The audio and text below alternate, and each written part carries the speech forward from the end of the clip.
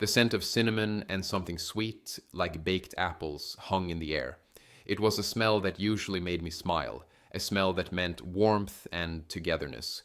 Today it felt almost too perfect. I moved around the kitchen, double checking the table setting. The good china, the one we only used for special occasions. The centerpiece, a carefully arranged bouquet of fall colors, just the way he liked it. I wanted everything to be just right. He was supposed to be here any minute. I pictured him walking through the door, the way he usually did, with that slightly crooked grin, and the way his eyes crinkled at the corners when he saw me. I'd practiced my smile in the mirror earlier, wanting to look relaxed, happy, like everything was exactly as it should be. Like we were exactly as we should be.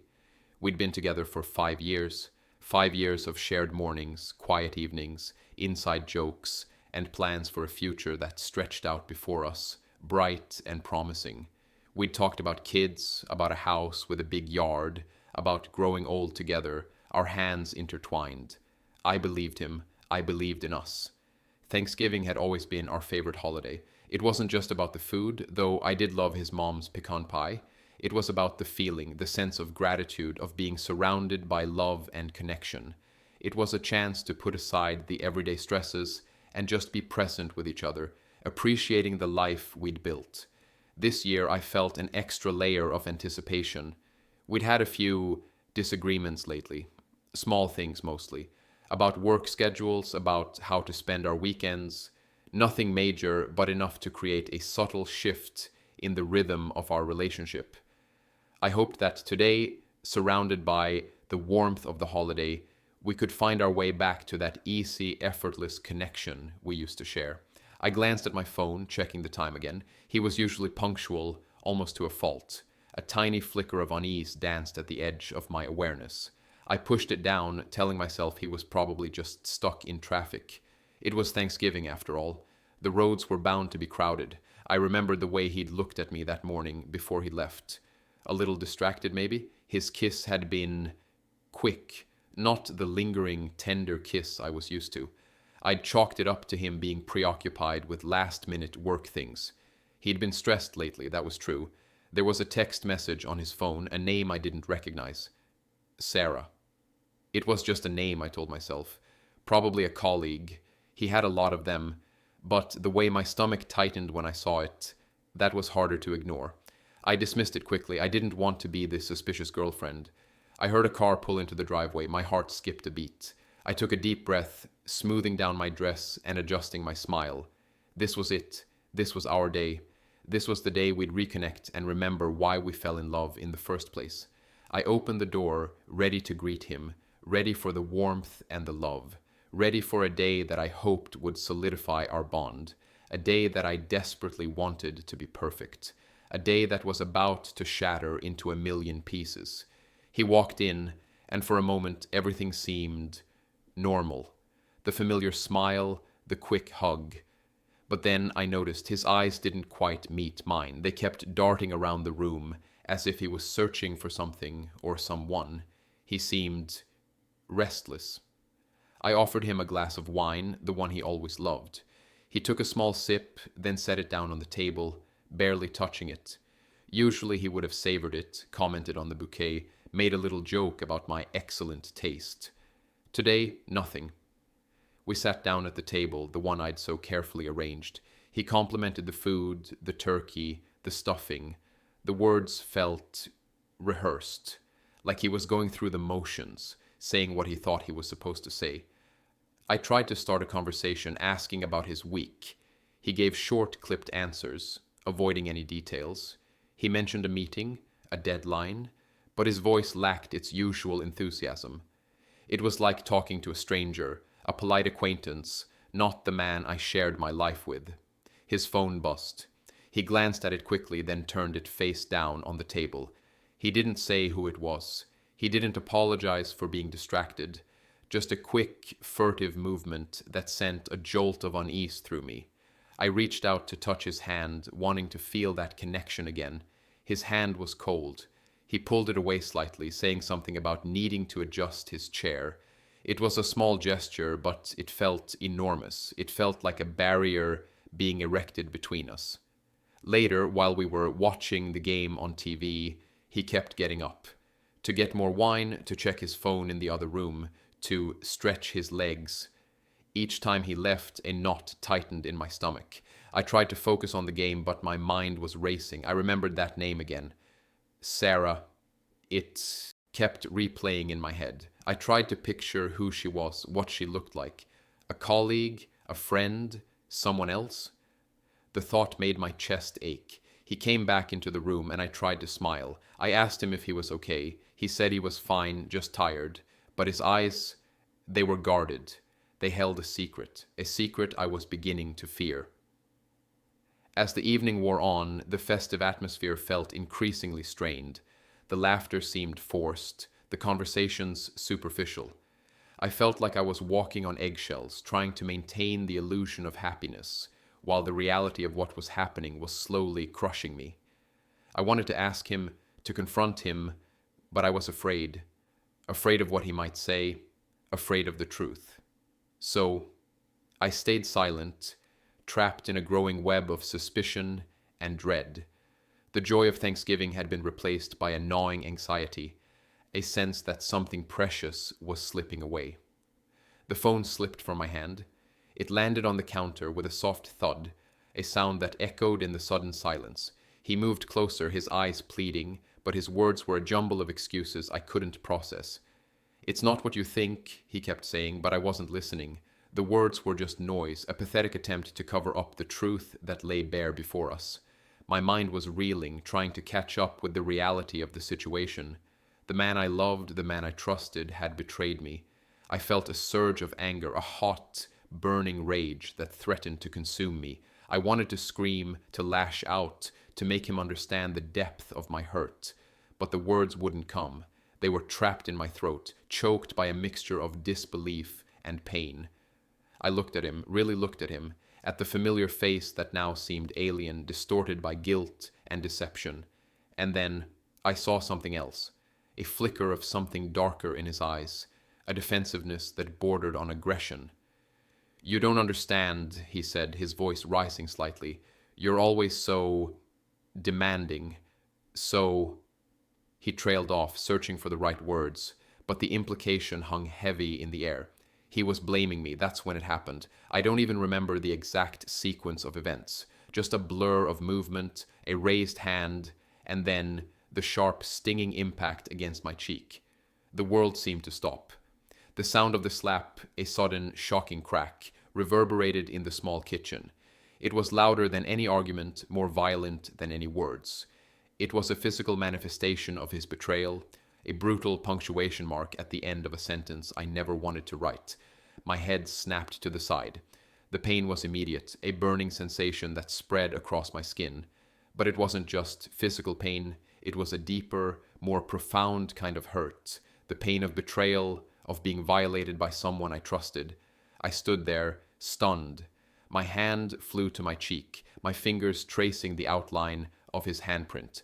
The warmth of his touch, moments ago a source of comfort, was now a source of agony, a reminder of his violence.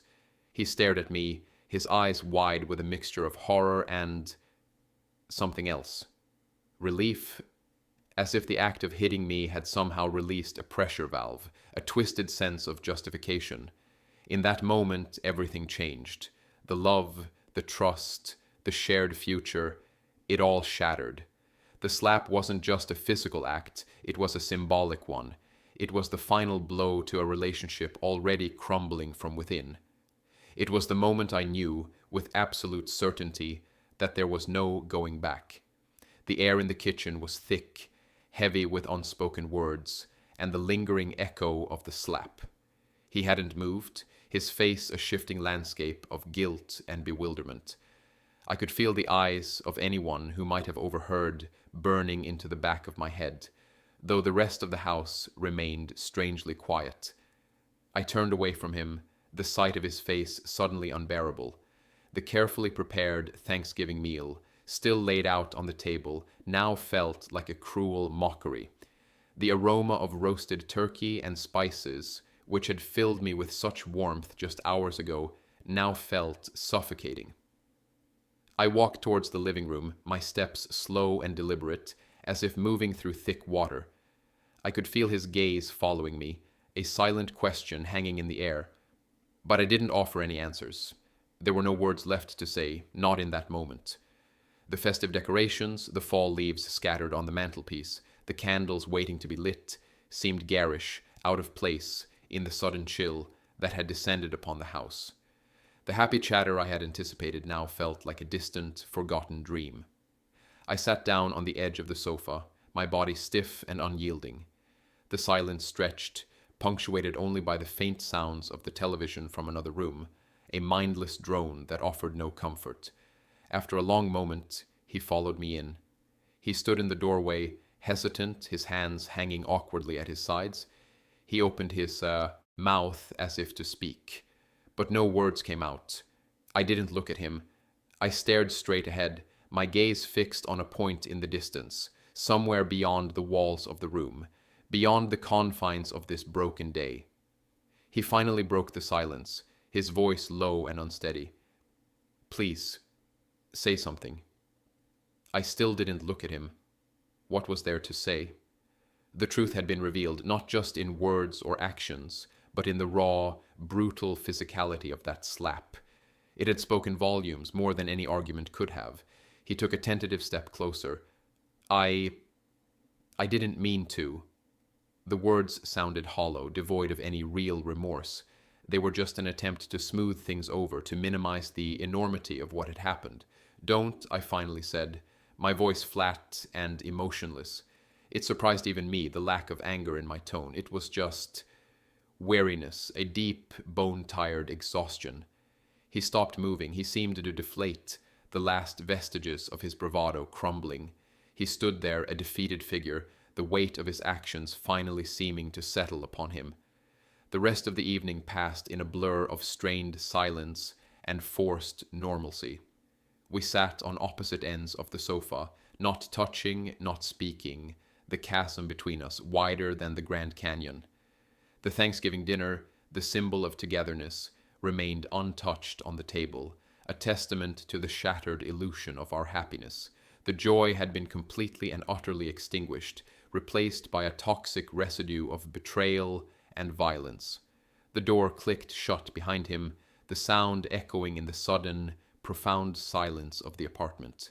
I stood there for a long moment, leaning against the door, the events of the evening replaying in my mind like a broken record. The warmth of the house, which had once felt so comforting, now felt cold and empty. The scent of leftover Thanksgiving dinner, once a symbol of shared joy, now hung in the air like a bitter reminder of what had been lost. I walked through the darkened rooms, each one holding a memory, a ghost of the life we had built together.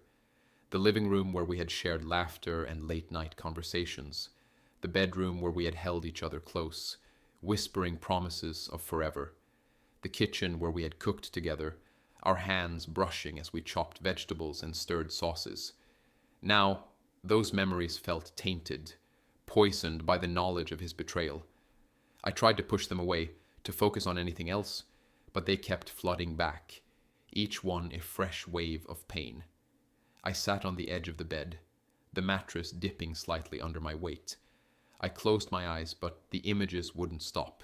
His face contorted with anger, the sting of his hand against my cheek, the casual, dismissive way he had tried to explain it all away. I replayed our relationship in my mind, searching for clues, for signs I might have missed. Had there been other moments like this, other betrayals hidden beneath the surface of our seemingly happy life? Had I been blind, or simply too willing to believe in the illusion we had created? The questions swirled in my head, unanswered, unanswerable. I felt a deep ache in my chest, a grief for the future we had planned, for the love I thought we shared. It was a grief that felt almost physical, a heavy weight pressing down on my heart. I stayed there for hours, lost in a labyrinth of my own thoughts. The night outside grew darker, the silence deepening. I felt utterly alone, adrift in a sea of confusion and pain. But amidst the pain, a small, stubborn voice began to whisper, a voice that reminded me of my own strength, of my own worth, a voice that refused to let me be defined by his betrayal. It was a quiet voice at first, barely audible above the storm of my emotions, but it grew stronger with each passing hour, a steady beacon in the darkness. It was the voice of self-preservation, the voice of a woman who was slowly beginning to realize that she deserved better. The first sliver of dawn crept through the blinds, painting a pale gray line across the bedroom wall. I woke with a start, my heart pounding, the events of the previous night rushing back to me in a wave of nausea and disbelief. It wasn't a nightmare, it was real. The room felt different, colder somehow.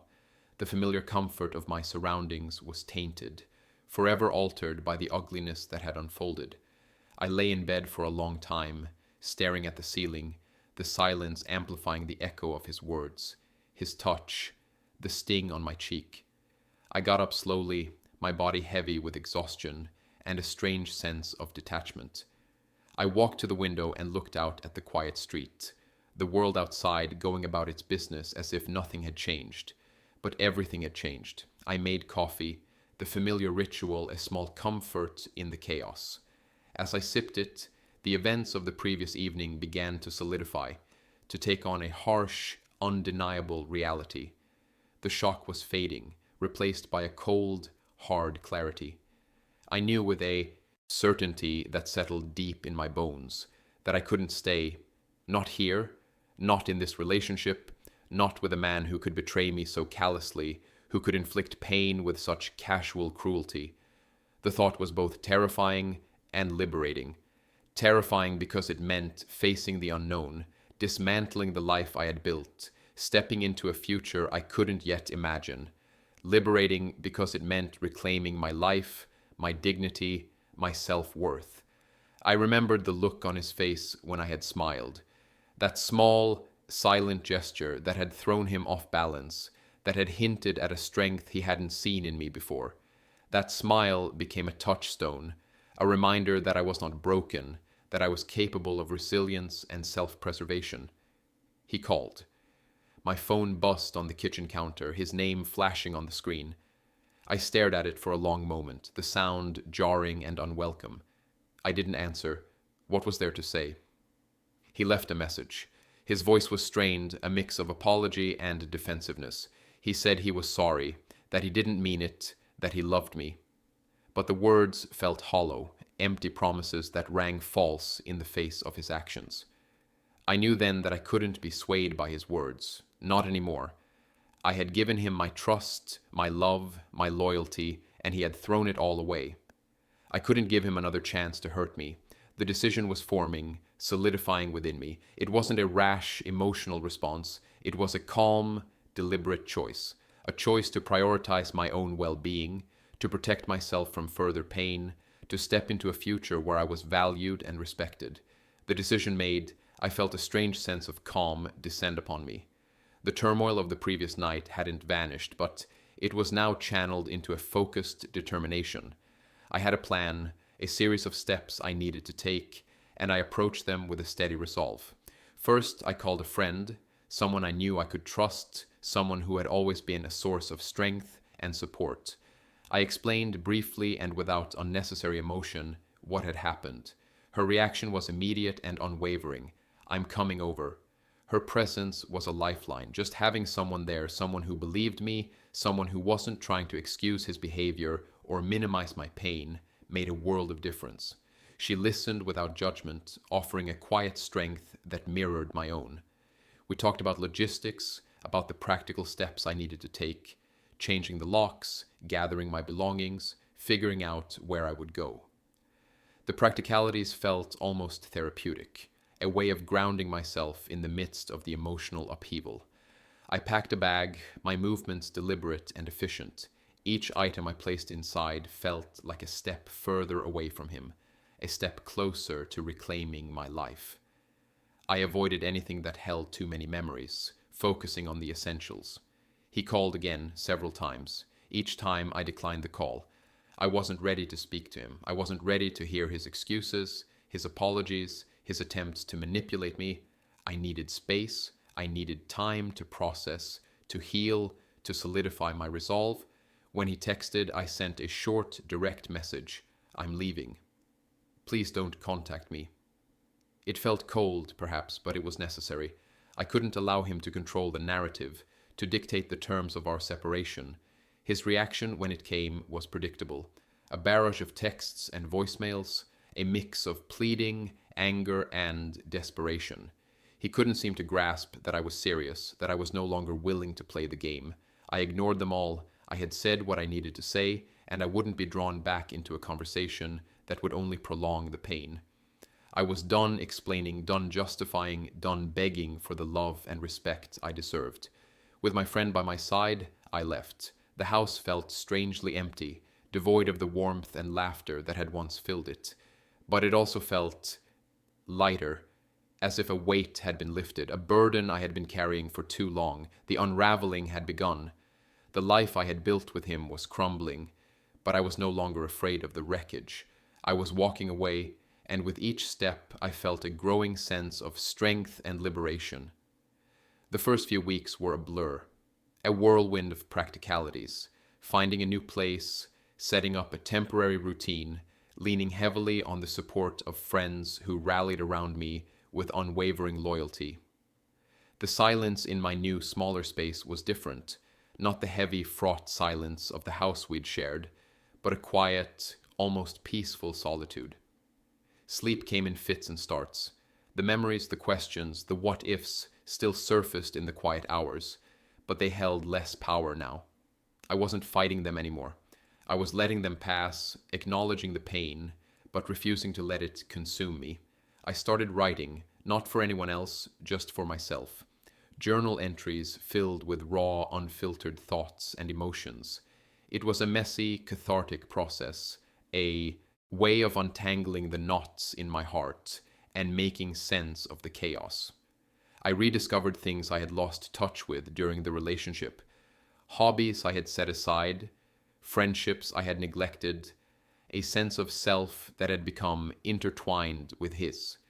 It was like emerging from a long, dark tunnel and blinking in the sunlight, slowly getting reacquainted with my own identity. There were moments of intense sadness, moments when the grief washed over me like a tidal wave. I allowed myself to feel those moments, to cry, to rage, to mourn the loss of what I had believed in, but I also learned to find moments of joy, of simple pleasure. A walk in the park, a good book, a shared laugh with a friend. The image of his face, contorted with anger before he struck me, began to fade. It was replaced by the memory of my own smile, that small, defiant curve of my lips that had signaled a shift in power. That smile became a symbol of my resilience, a reminder that I had chosen strength over weakness, that I had refused to be defined by his actions. Healing wasn't linear. There were setbacks, moments of doubt, times when I longed for the comfort and familiarity of the past. But each time I reminded myself of the reasons why I had left, of the pain I had endured, of the person I was becoming. I learned that betrayal, while devastating, doesn't have to be the end of the story. It can be a catalyst for change, a painful but necessary step towards self-discovery and growth. I learned that I was stronger than I ever thought possible, that I was capable of surviving and thriving on my own. The road ahead was still uncertain, but it was also full of possibility. I was no longer looking for someone else to complete me, to define my happiness. I was learning to find that within myself, to build a life based on self-respect, authenticity, and a deep, unwavering belief in my own worth. The silent smile, that moment of reclaiming my own power, continued to guide me forward.